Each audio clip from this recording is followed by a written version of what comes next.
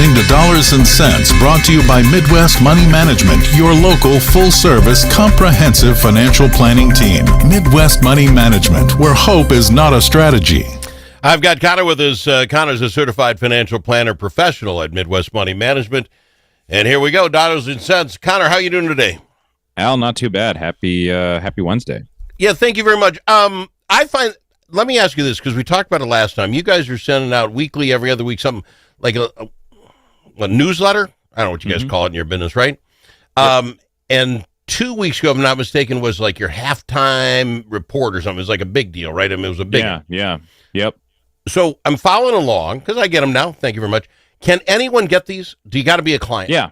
No, you don't have to be a client. So we send out a weekly market insight email. It's a quick, 2-minute read, recaps what happened in different economic markets, things going on, a couple of tidbits, maybe a fun quote. It's just meant to be kind of a stay in the know type of thing. And then twice a year, we do a large presentation. In January, we host a dinner for clients and potential clients, and we host a dinner and do a presentation in person. And then in July, we do a virtual halftime, which is what we just released here recently, which is about a 20-minute, half an hour long kind of update on how the year's going. All right. It's all fantastic. But here's what gets me about it. So I start getting these a couple weeks ago, back, whatever. And you pop them up, like say, they're quick read. And I presume you set this up on purpose. There's something for everybody. I got this one up. This week's key economic data. Mm-hmm. I'm a radio guy. I don't mind buzzing through it, but as how much stays in my head is very minuscule. I'm like, I leave that up to my money management guy. I don't know. Then there's some graphs. I'm a good graph guy. I like the pretty pictures, but as far as what they mean to me, I'm going to be honest, they slip by me. But then there's little 2-3 paragraph tidbits. Yeah. If you know, I don't know, man, that hit me, and it's like, you got to be kidding me. And and here's the one I would like to talk about again. A Tale of Two Houses ×2. Looking at housing data, which, by the way, I never look at. Number stood out. New homes are now nearly 8% cheaper than existing homes. I like, that can't be true, the story. Median sale price of a new home in June was $401,800 compared to $435,300 for existing homes. Again, I'm not the numbers guy. Maybe this has happened before, but maybe not since World War II. When's the last time you could get a brand new home made for you? Yeah. Less than buying the comparable. I don't know that I've ever seen that, and I'm stunned. Yeah, I mean, a lot of things going on there, obviously, and we can conject and speculate. But it kind of reminds me of not that long ago when new cars were cheaper than used cars. And it kind of makes you scratch your head. And it makes you go, hey, maybe something's broken here. Obviously home builders are trying to incentivize people to buy their houses. Some might say that certain homes that are being built are not the quality of homes built 5 years ago, because materials have been more expensive and things. So, maybe the quality that you're getting is not necessarily what you're looking for. The other thing is to keep in mind, and this is largely regional, maybe people aren't moving into sort of the quote cookie cutter, brand new build neighborhood where you've got neighbors on top of you. Maybe people are looking to more space or what have you. So a lot of things at play there, but it is interesting. Well, that's my point on your weekly report. Everything isn't for everybody, but I'll tell you, once a week I'm reading something like, are you kidding me? And this has got me thinking, because I knew you'd come on the program. So this is the question, the trick question that comes from this. Literally, this is my thought. So when Al comes to you, when I'm sitting here driving around the road and say, I need a guy. I want to go to Midwest Money Management, like that con.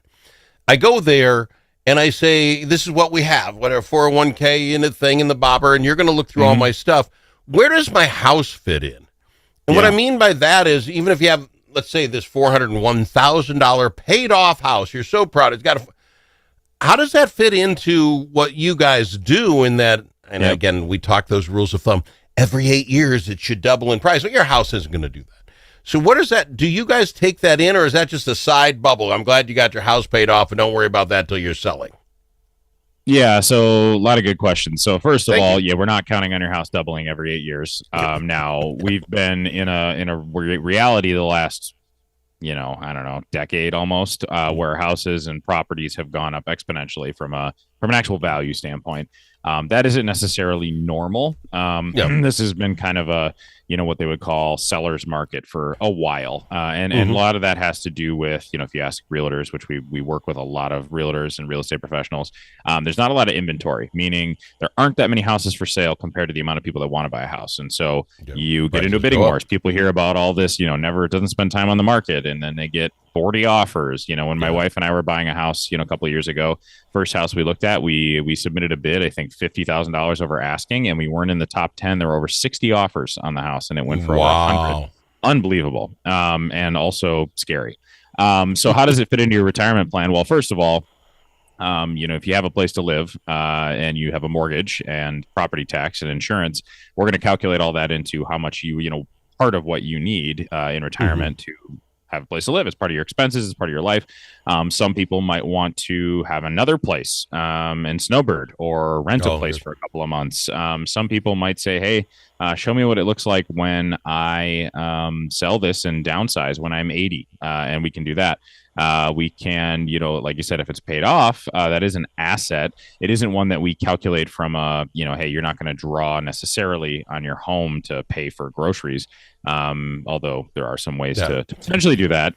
But that's probably not likely. It's more than likely we're going to exclude it unless you go, hey, I do think it's likely, or we may want to, or we're going to sell, or we're going to, we want to buy a cabin. How should we do that? Well, maybe we access the equity in your home. So it is definitely an important part of the planning.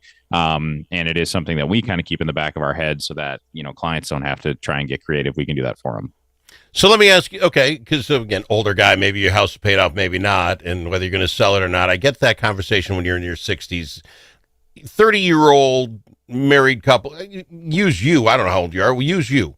You and your wife, you just bought a house. If you were to sit down with Midwest Money Management, you got a house, you decided this is your house, does Midwest Money Management give me the, if it's us, because we're looking at your overall plan, we're doing this whole thing, we think you want to pay that house off earlier. We think in your situation, do you go through that conversation with them? Interestingly, all the time we get the question. Actually, recently it's more, hey, we're paying extra to the house, and then we sometimes convince people they shouldn't. In recent years, the reality is there's a huge chunk, and actually this has to do with a lot of the goofiness of the housing market broadly across the country. There's a lot of people with very, very, very low interest rates, like historically low interest rates on their house. We're talking people under 3% that refinance between 2019 and 2021, and they now have a big chunk of debt in their mortgage, but it's almost an asset because you can put your extra money you have every month into a high yield savings account and make more than the interest on your house. Literally, it's like your house is paying you. So in a matter of speaking. So interestingly, there's kind of two components to the house thing, or any loan thing, but especially a house where it's an asset that generally is appreciating.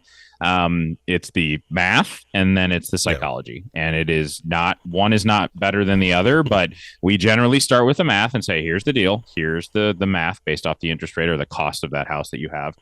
But tell us about the psychology. How do you feel about it? A lot of times folks, they get to a certain point and they just don't want a mortgage. And you know what?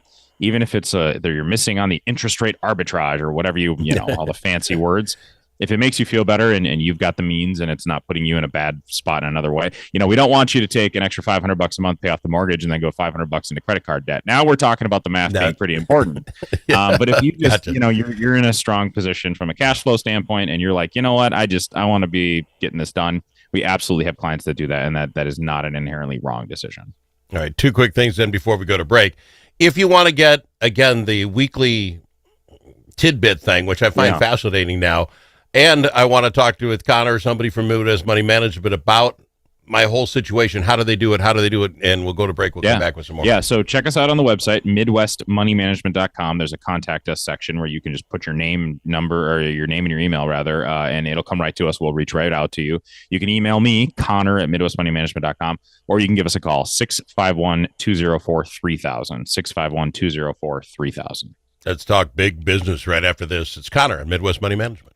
Achieving your financial goals requires individual planning and a comprehensive approach. At Midwest Money Management, our mission is to provide you with the knowledge, tools, and confidence to feel comfortable financially today and secure about tomorrow. Learn more at MidwestMoneyManagement.com. That's MidwestMoneyManagement.com. Securities offered through JW Cole Financial Inc., member FINRA and SIPC. Advisory services offered through JW Cole Advisors Inc. Midwest Money Management and JW Cole Financial Inc. and JW Cole Advisors Inc. are unaffiliated entities. Do you have a closet full of old videos, photos, slides, or films? Regain that space and preserve those memories for future generations. Visit archivinglifemedia.com or call 952-829-8018. See how safe and simple it is to digitize all your media. Gain peace of mind knowing that all those important memories will be saved and can be seen and shared again. Do it today. Check out archivinglifemedia.com or give them a call, 952-829-8018.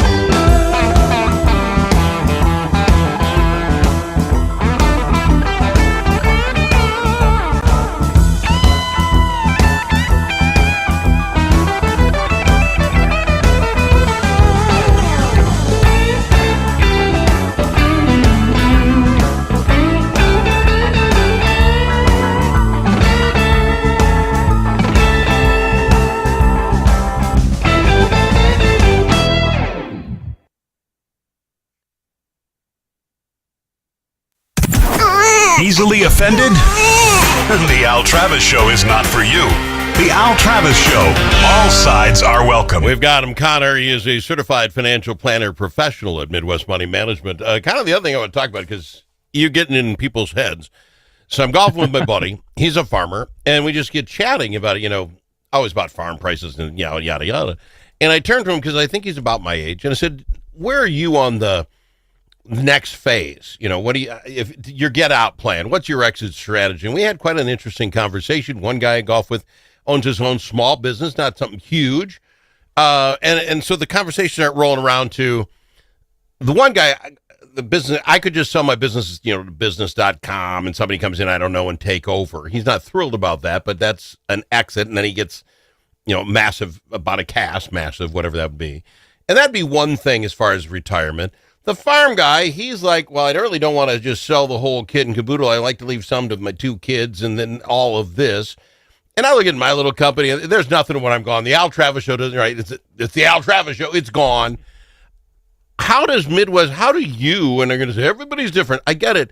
But I'm asking now, do you sit down and go through that? God, we're talking about an array of possibilities and what could happen. Yeah. Do you bust that down, or do you need a legal guy to come in and say, give up your farm? You get, what's the deal? Definitely, with all that? Definitely, that's conversations we'll have. So again, as it relates to drawing up legal contracts, finding a buyer for your business or your property, that isn't necessarily in our scope. Although we do have contacts that do that. That is what they do. They're good at it, and we refer them to our clients or refer our clients to them.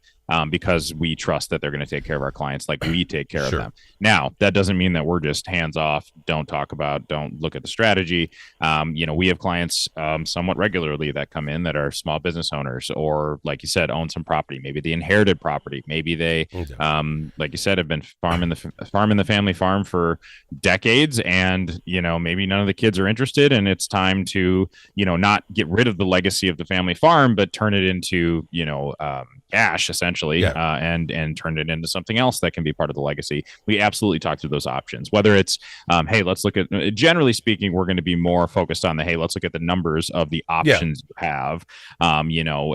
Similar, not exactly the same, but similar to a realtor you're working with, talking you through the 3 offers you have on the house you're selling. Here's the pro of this one, here's the pro of that one, here's the pros and cons. One of our mottos is we guide, you decide. So we are going to kind of give our opinions, and if you really want it, we might say, hey, if this was us or this was me, here's what I would do. But we're also going to kind of try and give you the pros and cons of what you're leaning towards, and it comes down to what you need, right? The hey, I want to pass it to the kids is a very different conversation than, hey, how do I sell this thing and how do I sell it right? Those are 2 super different strategy conversations. On that, so let's just go down this road. If I decide I want to give this to my kids, that must have implications to the kids' lives as well, right? Sure. If you left your house to your kids, do they have to pay gains on it or all that other stuff? Is that, again, on you then to say and go, is this what happens if you do somewhat, that? So again, the classic legal disclosure, we can't give tax or legal advice. That is not what we're licensed to do, and the big government that's listening to this is not going to like it if I do that. However, we can give advice as it relates to your financial plan, and guess what? As it relates to your financial plan, your house, like we talked about before the break, is part of your financial plan, and what happens to it after you die is part of that. So one thing that a lot of people don't know, or a lot of people just assume, is, hey, okay, Al, you've got your house, you pass away, you and your wife pass away in 40 years, and your kids are going to have to pay a bunch of taxes because of the house. Because the house is, again, let's use that average number, $401,000. And so they're all going to have to pay taxes on it. That's actually generally not how it works. Now, there are ways that might be how it works. So, for example, if you said, and we see this a lot, and we try and help correct this, if you said, hey, Junior, I'm going to put you on the house with me before I die because that'll make it easier. What you've actually done there as a matter of law is you've gifted the house essentially. And now when you die and the kid wants to sell the house, for example, they would have to pay taxes as if they bought the house when you did. So a lot of times we'll see older folks from who were born in the 40s, 50s, 60s. Maybe they bought a house in the 70s or the 60s or even earlier than that. And they put their kid, they're 90 something. They put their kid on the house, and they don't realize that now the kid, when they sell the house for $400,000, it's as if they bought it for 15 or 30. Okay, what happens instead is if you put a transfer on death designation, a TOD at the county, basically when I die, the house's title transfers to this person. They get something called a step up in basis, which means the day that you died, the basis, the tax basis, or what they quote paid for it is the value the day you died. So if they turn around the next day, it's not normally this easy, but if they turn around the next day and sold it for $400,000, $401,000, they would pay no taxes on inheriting that from you. Yeah, so there's different accounts, different property has different treatment, but that is how a house works, and a lot of people don't even know that. See, this is why you need a guy. I'm telling you, I use that line. Al Travis has got a guy. You guys have got to be the guy. I just want to do radio for a living, and I didn't want to have to know that. But you guys know that. So go with my last minute. If I want to get a guy, and his guy's Midwest Money Management, how do I get your guy? Because that thing you just said about step-ups and all the rest, I don't need a guy. I need a guy. That may not relate to a business, for example, but it might relate to farmland or property, hunting property, a cabin, for sure, house, all that kind of stuff. So full disclosure, it's up to us. Yeah, it's up to us to help you sift through that and at least get you to the point where you understand the layman's terms of things, and we can get you to the professional, like an attorney that's going to set it up. So, thank you. Again, if you want to get a hold of us, if you have questions, and there's no obligation, midwestmoneymanagement.com, midwestmoneymanagement.com, Connor at midwestmoneymanagement.com if you want to email me, or team at midwestmoneymanagement.com, or call our office 651-204-3000, 651-204-3000. Connor, I really appreciate you. We'll do it again in a couple weeks. Fair enough. Absolutely. We'll see you soon now. Achieving your financial goals requires individual planning and a comprehensive approach.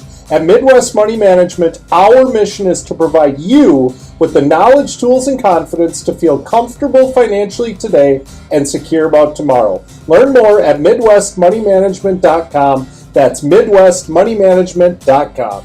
Securities offered through JW Cole Financial Inc., member FINRA and SIPC. Advisory services offered through JW Cole Advisors Inc., Midwest Money Management, and JW Cole Financial Inc. and JW Cole Advisors Inc. are unaffiliated entities. You've been listening to Dollars and Cents, brought to you by Midwest Money Management, your local full-service comprehensive financial planning team. Midwest Money Management is located at 17316 Kenyon Avenue in Lakeville, Minnesota. Securities offered through JW Cole Financial Incorporated, member FINRA and SIPC. Advisory services offered through JW Cole Advisors Incorporated. Midwest Money Management and JW Cole Financial Incorporated and JW Cole Advisors Incorporated are unaffiliated entities. Any opinions expressed are those of Midwest Money Management and not necessarily those of JW Cole Financial. You should consult a qualified professional for advice on tax and legal matters.